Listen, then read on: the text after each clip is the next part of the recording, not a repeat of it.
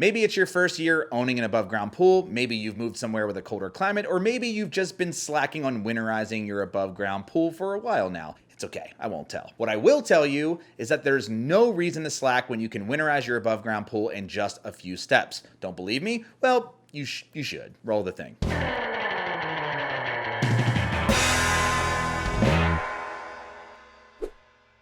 Quick disclaimer, everyone has their own way to close an above ground swimming pool, but in the end, we all just want to make sure that your pool is clean, clear, and properly winterized so that you open it in the spring and it's nice and clear. The information in this video is based on my personal experience in the pool industry and the research that we've done here at swimuniversity.com. If I missed anything, please leave a comment to let me know and to help out your fellow pool owners. Okay, so the first question you probably have is, why do I even need to winterize my above ground pool in the first place? Well, if you live in a mild climate where you can swim year round, you don't really have to. But if you live in a climate that comes with frost, snow, and freezing temperatures, or kind of like where I live, winterizing your pool is necessary to keep it in good working order and in good condition. Winterizing your above ground pool minimizes your risk of contamination and cold damage to your equipment, and it'll save you time, money, and frustration, especially in the spring. So now that you know why you need to winterize your above ground pool, the next question is when.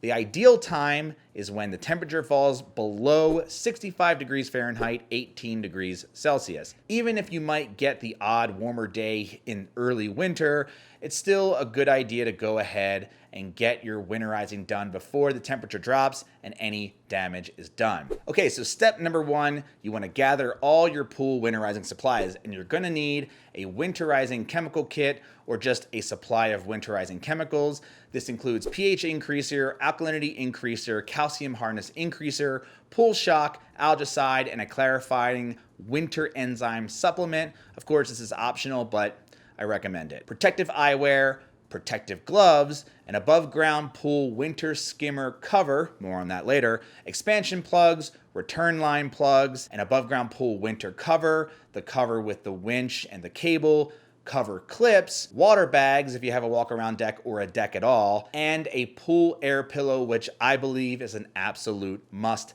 And I'll explain why in a little bit. Now, I know that sounds like a lot of stuff, but once you've gathered your supplies, you're ready to close your above ground pool. So step number two, you want to clean your pool by vacuuming it, brushing down the walls, and skimming the surface to get rid of any leaves and other debris. And yes, you need to manually vacuum it. You cannot use your automatic pool cleaner. I'm sorry. Step number three, test and balance the water using test strips or a water testing kit. And you want to try to get your pH between 7.4 and 7.6 and your alkalinity between 100 parts per million and 150 parts per million, with 125 parts per million being ideal. Also, make sure that the calcium hardness level is between 175 and 225 parts per million, and that your chlorine level is between 1 and 3 parts per million, ideally 3 parts per million. If you use a different sanitizer, just make sure that it's at the proper level for what you're using. Now, since you won't be adjusting the water during the off season, it's better to be on the high side of these ranges when you close your pool because they'll naturally decrease over time. Step number four, adding the winterizing chemicals to your water. It's that simple. If you're using a kit, which is a lot easier, all you have to do is follow the directions on the label and you'll be good to go. If you decide to be more hands-on and add individual chemicals yourself, you'll need to go in a very specific order. First, balance the alkalinity as if it wasn't already in the right place when you tested the water, then balance the pH, and then the calcium hardness, and then add your sanitizer. Once the water is balanced, give it a good shock to kill any algae or other remaining organisms that might be lurking in your pool. But before you use pool shock, remember, as always, put on protective eyewear and gloves. Safety first, my friends. Safety first. And that pretty much goes for all pool chemicals as well. Finally, you want to add a dash of algicide. While I don't recommend using it on a regular basis, it's not a bad idea when you're closing it because it can help keep any new algae from forming while the water is covered and not being circulated. If you decide to use a clarifying enzyme treatment to go one step further to reduce algae and contamination, now's the time to add it. Step number 5, one of the keys to winterizing an above ground pool is to keep the plumbing from freezing. So to keep that from happening, just remove all the hoses from your pump and filter. And if it's possible, I recommend storing your pump, filter, hoses, and other filter equipment in a warm, dry place all winter long. If your pump and filter are too cumbersome or heavy to move, just make sure that you remove all the drain plugs so ice doesn't build up inside of these units and crack them. You can store those drain plugs right in the pump housing with the basket. That way you know where they are when you open your pool in the spring. Now, if you have a sand filter, you want to set the multi-port valve to Winterize. If your multi-port valve has a bleeder valve or a sight glass, remove those as well and store them in the pump basket along with your drain plugs. If you have a DE filter, you want to drain it, rinse off the grids or fingers if you have a Hayward filter with a hose to remove any excess DE powder, and then leave those valves open. That's all you got to do for that. For a cartridge filter, you want to drain it and then rinse the cartridge with a hose and spray nozzle. Leave all the valves open and store the cartridge indoors for the winter. Or if it's too dirty to clean and keep for next season, just throw it out and start with a new one in the spring. Now, if your pool uses a saltwater system, switch the chlorine generator to the winter setting if it has one. And if it doesn't, most chlorine generators have a removable electrolytic cell that you can access by unscrewing the end caps. Remove the cell and store it inside for the winter, or you can just store the whole thing inside if you want to.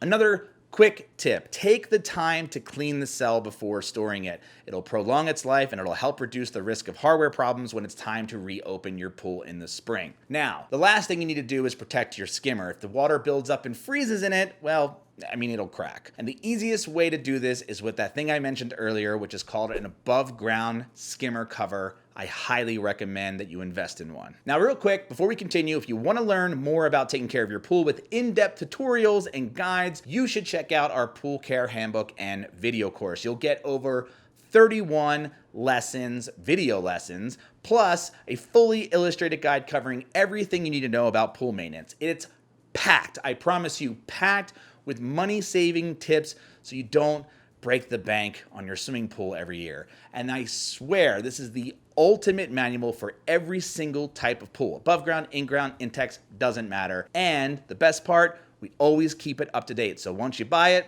it's always updated. And because you watch this entire video, and I hope that you continue to watch this entire video, you can get 10% off by using the promo code VIDEO. Just go to swimuniversity.com/pool-care-handbook or click the link below. Remember, the promo code is VIDEO. Okay, step number 6. Don't forget about all your pool accessories like the ladder or any pool toys that you have. Remove them from the pool, clean them, and then store them in a clean, dry place directly out of sunlight. Step number 7. Pop quiz, hotshot. Should you lower the water level in your above ground pool before you close it? Well, the answer is, like everything, it depends. If you don't use that above ground skimmer cover like I mentioned earlier, then yes, you have to drain the water from the pool until the level falls just below the skimmer and the return lines. If you do use that skimmer cover that I highly recommend it, just remove the hose from your skimmer and put the cover on, and then you don't have to drain the water from your pool. By the way, keeping your water at its normal level is better for your winter cover because it'll keep the cover afloat. And if you weren't gonna add a skimmer cover, you might want to rethink that. Okay, this is super important, and I say this pretty much with every above ground pool video. Never drain an above ground pool completely when you close it. The vinyl liner can dry out, making it susceptible to damage. Step number 8. Now that we've come to my favorite above ground pool winterization tip, it's time to use a pool pillow.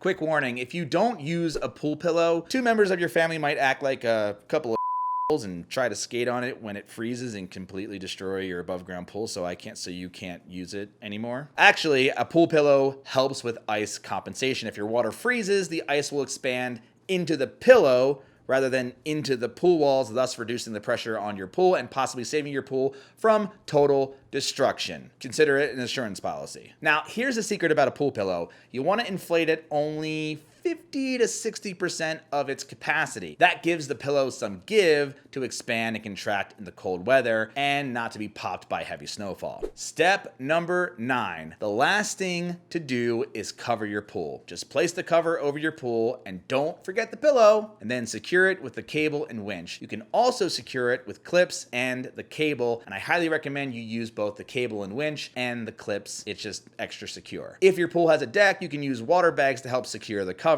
Just don't use anything like bricks or rocks or anything that can fall into the pool and, damage it. Keep water and debris off your cover throughout the winter to prevent damage, and you can use a pool cover pump to remove any excess water or melted snow. All right, here we are. I told you we'd get your above ground pool winterized in just a few steps. Aren't you glad you stuck around? Aren't you? If I missed anything or you have any other questions, please leave a comment below, and if you don't mind, hit that like button if you haven't done so already. If you want to learn more about pool maintenance, troubleshooting, product reviews, or even taking care of a hot tub, subscribe to our channel for more videos like this one. And as always, happy swimming. Well, you're closing your pool, so you're not really swimming in it. Happy closing?